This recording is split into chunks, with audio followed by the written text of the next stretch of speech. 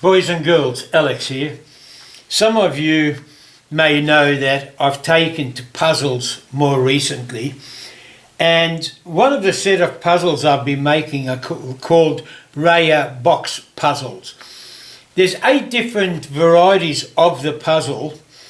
When I say 8 different varieties, they all have different sort of like shapes and solutions for the puzzle. However, they all basically have this boxed shape with a perspex opening on the top and different pieces. Now, I've just been commissioned by a friend who wanted me to make a number of these Raya puzzles so he could give to his daughter for her birthday. Now, rather than make individual puzzles, what I have come up with is what I call, as I say, they range from Raya Box number 1 to number 8. I call it Raya Box Y. Why? Because this particular puzzle, or this version of the puzzle, incorporates all the 8 puzzles in one. The box is a standard shape, and what I've done, there's these little plugs. You can pull these out and take out the perspex opening. It's the perspex opening and naturally the shape of the pieces that determine how you solve the puzzle. And what I've done is created, here we are, or cut out 8 different shapes. These are yet to be polished on the buffer because they've just been cut out on the laser. And you just slide them in, and on the front of the box, I don't know how well you're going to see this. If you have a close look there, that's the front and this is the back. I'll show you now because when I move back I'll explain. The front of it tells you, like as I said, this is box puzzle number 4. So you look on the front and you look down at number 4. 4 says 3L, 2Q, 2T. Sorry, 2L, 2Q, 2T. What that means is you need 2 of the L-shaped puzzles, 2 of the Q-shaped puzzles, 2 of the T. And if you look at the back, there's a drawing of what each puzzle looks like. The Q is, well, forget about why I call it Q. It's a long story and I won't bore you shitless with it. But then you pick the puzzles. Now what I've done with this one, I'm deviating from my standard laser cut MDFs, and the pieces are made up of little cubes. Damn, I don't think I've got a cubes like that, but smaller. This is a 18 mil cubed cube, 18 by 18 by 18. These are made out of 12 by 12, and as you can see, this is the shape. Like you'll find that the Q shape, which is really a square, is this one. Alright, the reason why it's a square, because there's one called a snake. This one I call, or the puzzle makers refer to it as a snake because it sort of looks like a snake. And because of that, the S has been taken for the name. I didn't have the room to write the full name on it. And the S is taken for that. So I can't use S for square. So the next letter in square is Q. So that became a Q. Anyway, but this is the whole thing. That says 2Q. You look on there. It shows you the square. You use 2 of those. 2 T's. As you can see, that looks like a T. And what's the other one? 2T, 2Q, 2L. Well, again, this is fairly obvious why it looks like a L. But what I've also done is gone away from laser cutting, well no, I haven't actually gone away from laser cutting the box, but I have gone to try and cut the box out of solids. Now the latest thing that's really stuck my fancy is I come across this piece of log that I cut out. I call it boomby. It's a branch out of my backyard, and it had such a beautiful pattern on it. I thought, well look, I'll try and see if I can make the sides of the box out of this. I have made it in conventional means without laser cutting. However, this time I just thought, damn it, I'm just going to go laser. And what I've done is, this is the shapes cut out on laser, on MDF I should say. I did that so when I get the cookie, I call these cookies, and by the way this one hasn't been dressed down, but they've been dressed down to about 3.5 mil. And I can then find out the optimum positioning.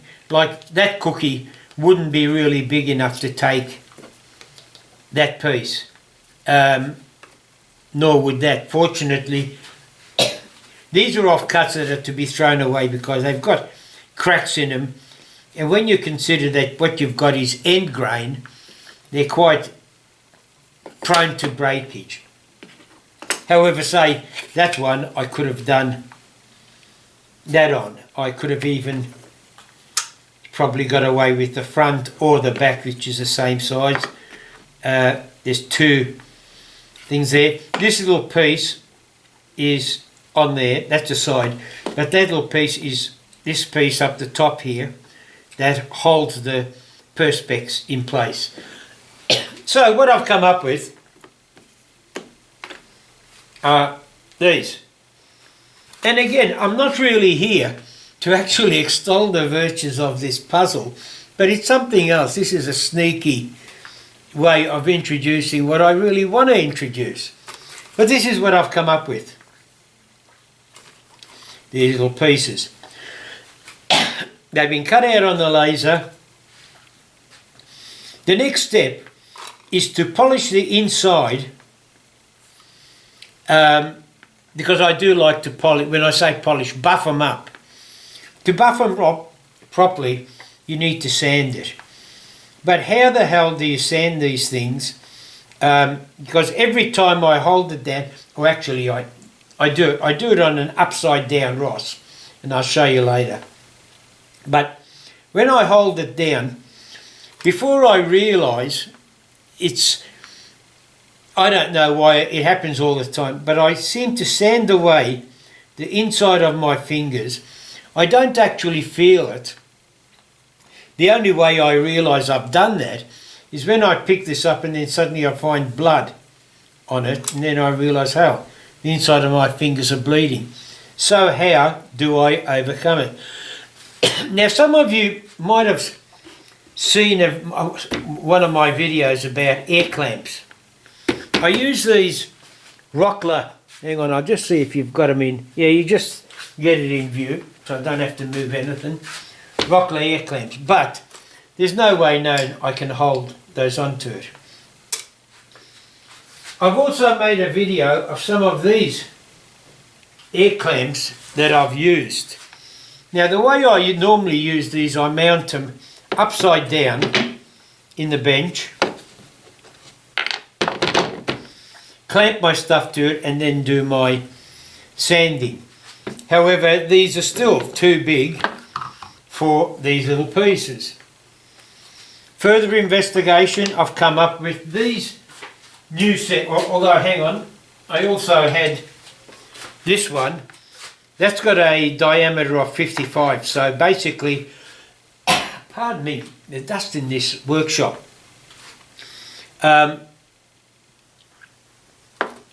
Excuse me, I know I shouldn't do this, but bugger it, I'll turn on my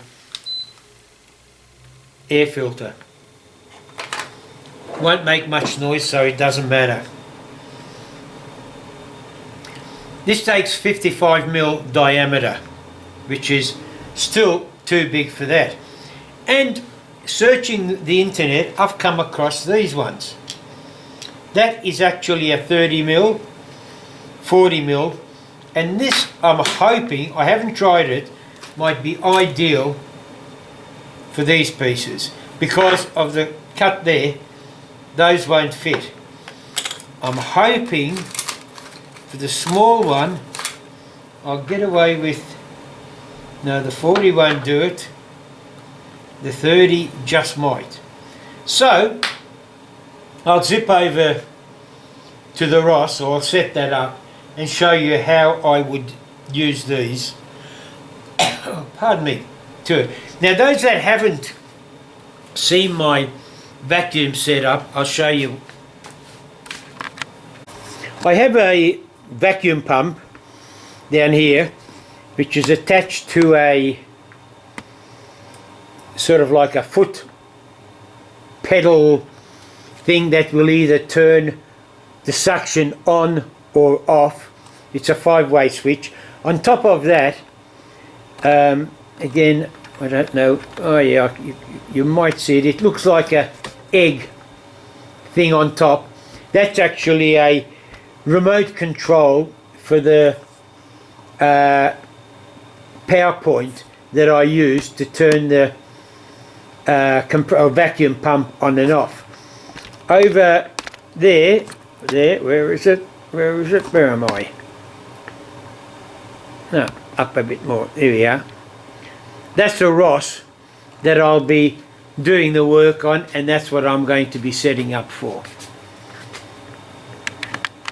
Be interesting to see how this is going to turn out, because I'm only shooting it once, and if it doesn't work, well, it won't be reshot. And the camera's so far away, I've got to walk around, that I don't know what you can see or can't see. Alright, let's give it a try. I'll only try help. What have I dropped now? It's okay, I hope it's nothing important.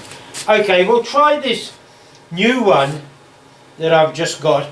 Oh, what I've done is just a normal suction coupling. I've added this little brass thing, so I've got something to hold on to rather than just a short shank of the air hose, just like that. So I've actually got something to hold on to. I've got to hang this air hose up because it's pulling it down, and I don't want it to distort it. Damn it, come on, there you are. That's better. Pardon me. Okay, now what I'm going to try and do is, well, I don't need this little label anymore, I know what that's for. And again, I don't know whether this is going to work or not, so let's try it. Turn the vacuum pump on. You might hear it, you might not. Yep, that seems to work. That seems to work. Wow, I'm so far impressed. Now, I'm going to get some earmuffs on. Now look, stop that. Take this off. Hang on, what am I doing? There you are. And put the other one on. Where's the other one? Other long lengthy one. Hang on. Take this off. I don't need that anymore. Then basically what you do is you put that on there. This is already still pumping. Click that on and you've got it. Turn it on. Beautiful. Now what I'll do is this big one, I'll try out my 40mm, which I haven't used before.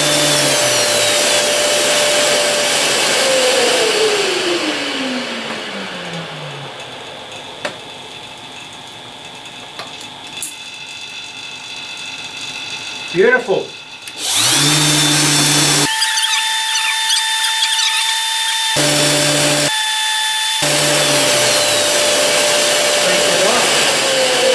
Okay, over to the buffer. On the buffing side, I normally buff my stuff on the half-speed bench grinder. This side I use the Bill buffing system. This side I use the Tripoli compound. On this side the white diamond, and normally on my mini lathe I have this system set up, which again is Tripoli, white diamond and wax, and I only use this as a wax only because while I normally do it on my other lathe, I've got a dedicated wax single pad, but it's being used for something else and it's set up to bevel the edges of the cubes. And I've taken this off my mini lathe only because I've set up on that a buffer dedicated for polishing perspex, and because that's the next step I'm going to do, whereby I'll just show you basically how I clean up the perspex just to get rid of some of this brown laser burn marks. I don't know whether you can see it or not, but in comparison to one I've already done, you might be able to see the difference in colour. Now again, what I do, I've cut out on the MDF a backing sheet, because this perspex can quite easily snap at these small weak points if you're not too careful. What I've actually done, why is there a, oh, don't know. I've cut out this backing plate so I can then hold it under the buffer. So basic, and this is what I do for all the other parts: Tripoli, white diamond and then wax, although in this time it'll be the plastics polishing compound. Turn it on, just a quick charge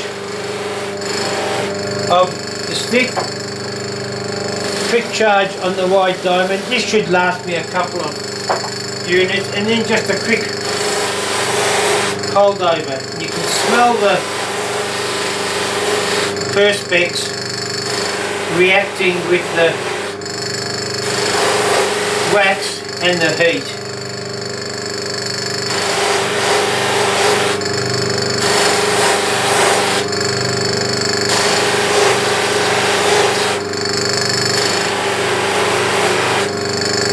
Did I remove that? No, that's still there, so I've got to find that. There it is. Yeah, now that's nearly gone.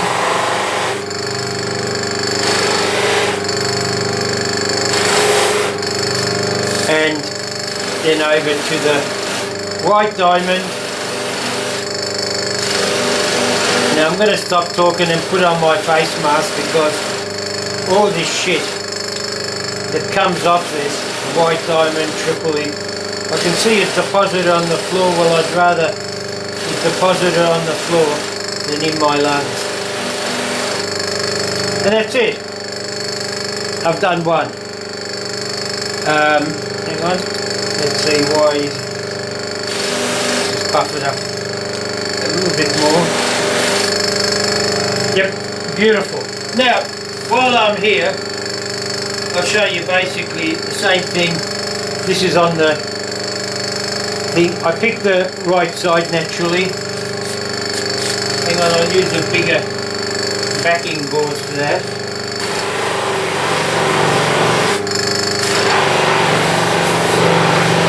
Now with timber,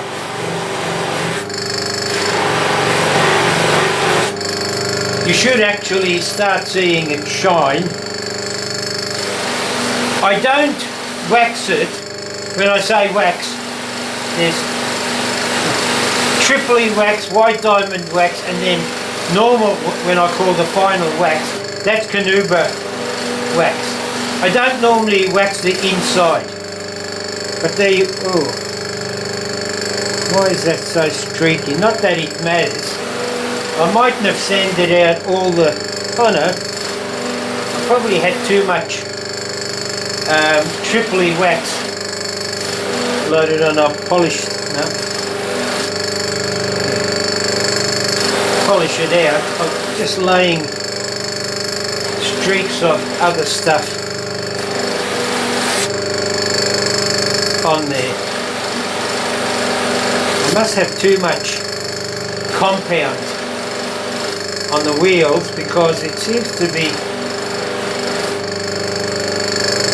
yeah, I can feel it. I might come back later and give this another. Now if I press on much harder, God, it's not a good example. Every time I try and give a demo, something fucks up. Nothing's buggering up now, it's just that too much wax is being deposited on these. No, see, the best way to do that is to just grab a piece of timber and remove the excess wax.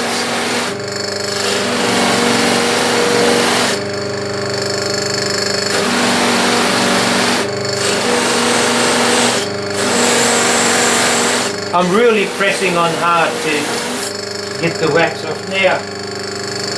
Let's see if that makes any difference.